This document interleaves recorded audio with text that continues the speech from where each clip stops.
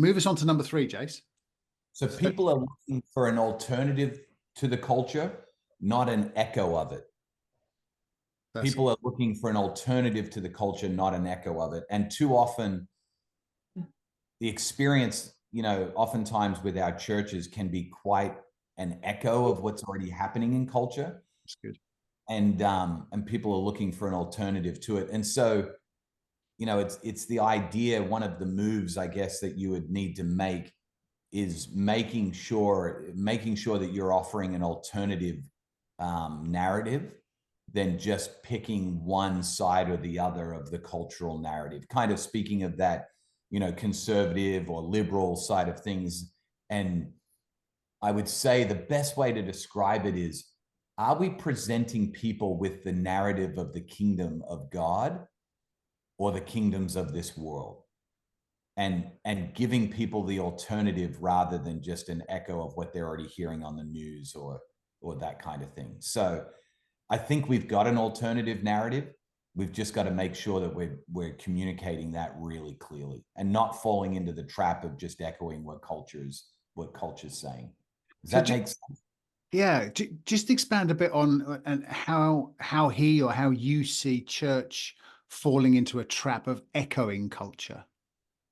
Yeah, so I see that oftentimes churches, unknowingly, they might communicate what that leader or that church thinks on certain issues, and that's not really offering an alternative, like the kingdom of God speaking about that particular issue, whether it's political or sexuality and gender or whatever, and making sure that we're giving them an alternative voice, not just an echo of what they're hearing on the news or some commentators saying. And I don't think we do it intentionally. I think there are some churches that are doing it intentionally. Like they're picking, we are the conservative voice and we are going to be an echo of the conservative voice, and everybody that's conservative will come and rally around us. There are churches that are intentionally, because you can draw a crowd that way for sure. You can get a whole bunch of people that are on your side of whatever the argument is, and you can just draw a crowd that way. But it's the church that says, no, it's Andy's not in it to win it kind of conversations. Like we're a part of the kingdom of God. Right. We're not a part of the kingdoms of this world. So we're not picking sides. We're going to be an alternative to the culture that you're hearing every day. Is that making sense?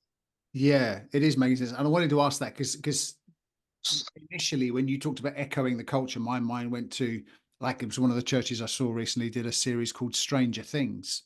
It's a great title for a series because there's lots of strange things happen in the Bible, and they were picking some of the stranger stories in the Bible. Great.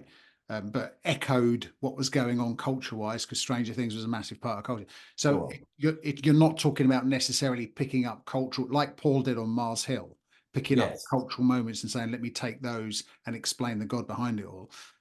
You're talking about offering an alternative pathway, which is more radical and more deep and more rich and more life-giving.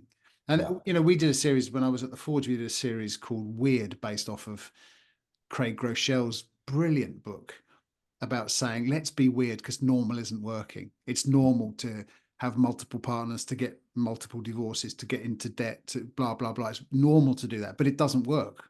It's heartbreaking. So let's go through the narrow gate. Let's take the narrow path. Let's be a bit weird. And offering an alternative pathway. Brilliant. I like that.